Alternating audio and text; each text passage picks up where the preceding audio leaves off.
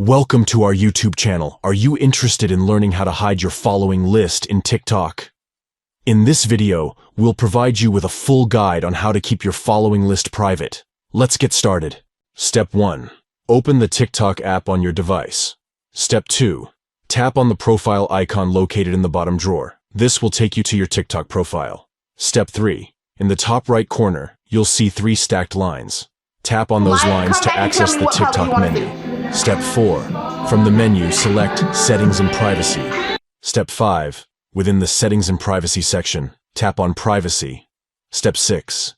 Scroll down to the Interactions category and tap on Following List. Step 7. Once in the Following List settings, select Only Me to hide your following list from others. By following these simple steps, you can ensure that your following list remains private and is not visible to other TikTok users.